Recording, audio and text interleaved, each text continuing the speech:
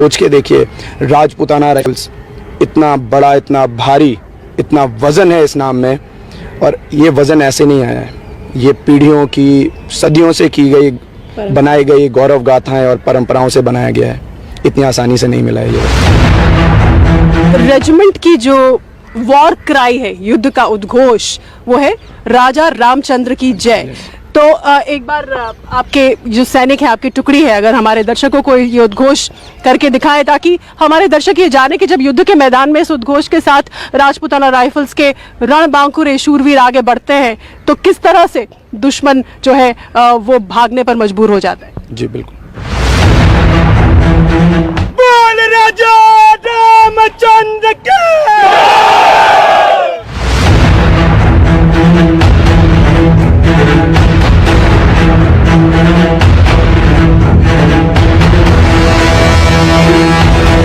जो अंगारों पर चलकर भी मूंछों को ताव दे वो कहलाता है राजपूत। राजपूत संस्कृति की आन बान और शान है बड़ी बड़ी घुमावदार, घनी, रुआबदार ये मूंछें और पगड़ी। और ये मूंछें और पगड़ी लेकर जब ये जवान युद्ध के मैदान में जाते हैं तो दुश्मन के पसीने वैसे ही छूट जाते हैं। राजपूताना राइफल्स के जवानों को एक अलग पहचान से मूंछें और पगड़ी। मेरे साथ इस वक्त मौजूद है लांस नायक जय कुमार, और आप देखिए ये मूंछें बिल्कुल एक अलग तरह की मूंछें हैं जो आपको शायद इसी रेजिमेंट में दिखाई देंगी। लांस नायक राजकुमार, हमने देखा है कि राजपूताना राइफल्स के जो जवान हैं, इतनी बड़ी बड़ी घुमावदार घनी मूंछें उन्हीं की होती हैं।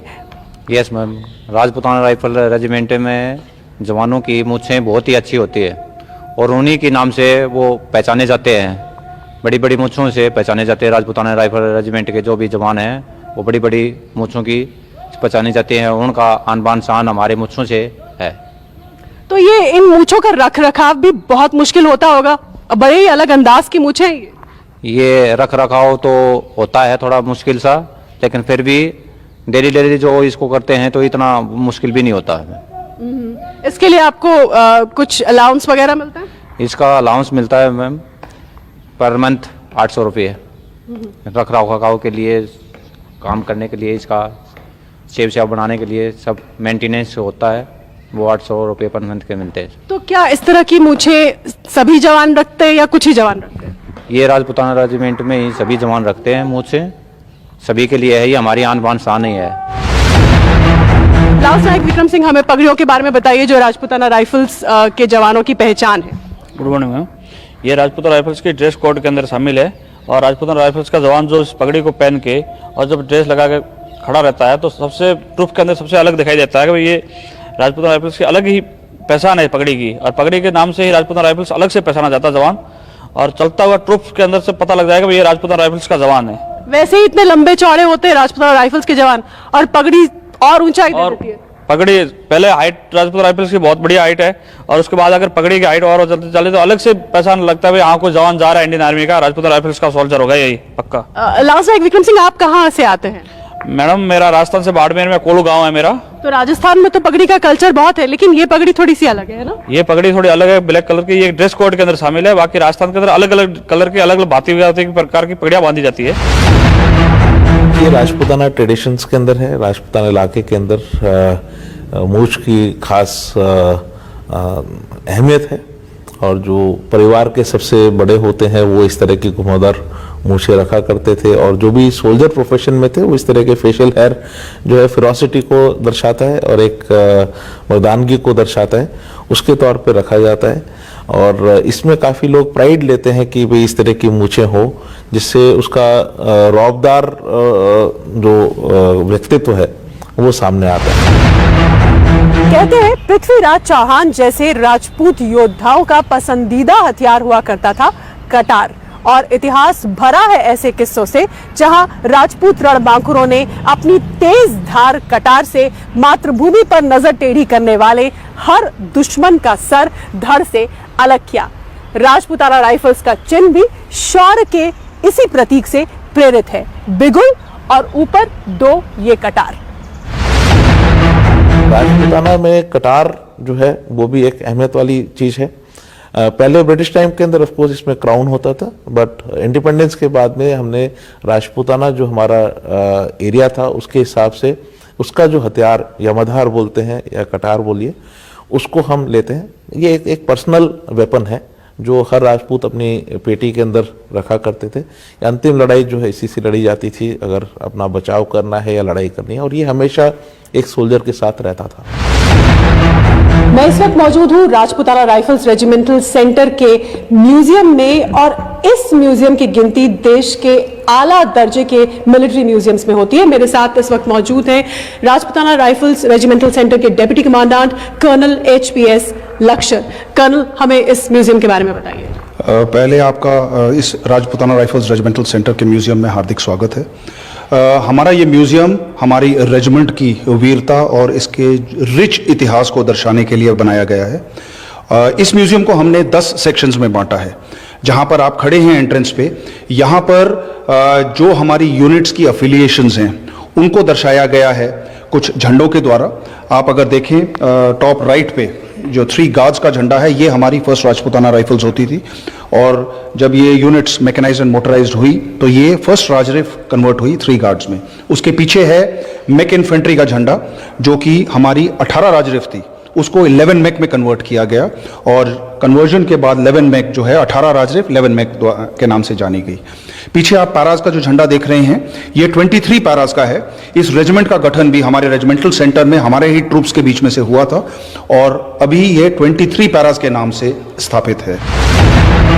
तो ये राजपुताना उस वक्त का जिसमें ये तमाम राज्य इलाके आते थे।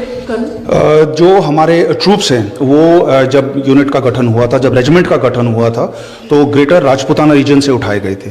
राजपुताना रीजन में तमाम राजस्थान और हरियाणा, वेस्टर्न यूपी के कुछ हिस्से और नॉर्थ वेस्टर्न MP के कुछ हिस्से और कुछ नॉर्दर्न हिस्से गुजरात के, ये सब मिलके ग्रेटर राजपुताना रीजन जाना जाता था। और शुरुआती समय में हमारे तमाम ट्रूप्स इस ग्रेटर राजपुताना रीजन से लिए गए थे, जो कि एक अच्छा खासा हिस्सा पश्चिमी, उत्तरी और सेंट्रल इंडिया।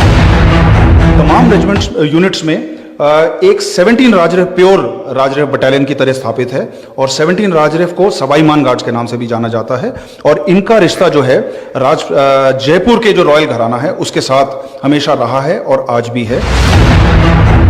तो 17 राजपुताना राइफल्स का ताल्लुक सीधे सीधे जयपुर के राज घराने से रहा है, और ये कोना इसे समर्पित है कर्नल? बिल्कुल। 17 राजरिफ जो कि सवाईमान गार्ड्स के नाम से भी जानी जाती है, ये महाराजा जयपुर की सेना होती थी किसी ज़माने में, और जब इनका राजघरानों का जब डिसइंटीग्रेशन हुआ है तो उस टाइम पे इस यूनिट को इंडियन आर्मी में इंक्लूड किया गया, और ये आज भी एक प्योर राजपूत रेजिमेंट के नाम पे हमारी रेजिमेंट में शामिल है। कुछ धरोहरें, कुछ चिन्ह उस समय के, उस दौर के हम यहाँ देख सकते हैं, जैसे ये कटारे हैं, और ये कटार जो है ये तो जो चिन्ह है राजपुताना राइफल्स का, उस बिगुल के पीछे 2 कटार भी नजर आते हैं। बिल्कुल, उन कटारों को यमदार कहते हैं, और ब्रिटिश लेगेसी के बाद जब हम अपना क्रेस्ट बना रहे थे, जो कि आप मेरी पगड़ी पर भी देखते हैं, तो ये जब क्रेस्ट बनाया जा रहा था तो कटार से पहले यहाँ ब्रिटिश क्राउन हुआ करता था, और जब हमको अपना क्रेस्ट बनाने की बारी आई तो इनको हटा के कटार को यहाँ अडॉप्ट किया गया। और कटार, जैसा कि आप जानते हैं, ये पृथ्वीराज चौहान का ये मोस्ट सिलेक्टेड वेपन था, जिससे उन्होंने हैंड टू हैंड कॉम्बैट में इसको इस्तेमाल किया था। तो राजपुताना राइफल्स ने दुनिया का शायद ही कोई कोना या हिस्सा रहा होगा, या कोई बड़ी जंग रही होगी जिसमें हिस्सा नहीं लिया है। ये बेहद दिलचस्प तस्वीर है कर्नल। ये एक नाजी कैप्चर्ड फ्लैग है जो कि वर्ल्ड वॉर 2 में हमारी रेजिमेंट्स ने अपनी लड़ाई के दौरान कैप्चर किया था। इस सेक्शन में बाकी भी जो आपके आर्टिफैक्ट्स आप देख रहे हैं, ये सारे जर्मन और जापानीज इक्विपमेंट है जो कि लड़ाई में हमारी यूनिट्स ने कैप्चर किया। ये इकलौता परमवीर चक्र राजपुताना राइफल्स का CHM पीरू सिंह, जो कि 6th battalion the Rajputana rifle से ताल्लुक रखते थे, ये उनकी डेकोरेशन है जो उनको जम्मू एंड कश्मीर में 1948 में मिली थी। और यहाँ ये महावीर चक्र विजेताओं का जिक्र है।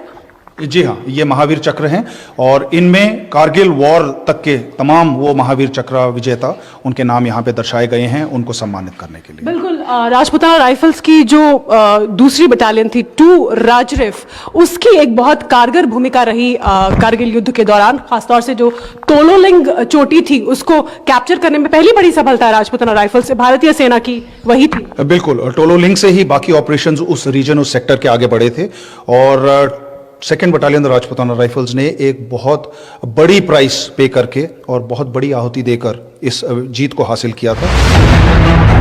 राजपुताना राइफल्स पर वीर की ये कवरेज आपको कैसी लगी, हमें जरूर ट्वीट करें।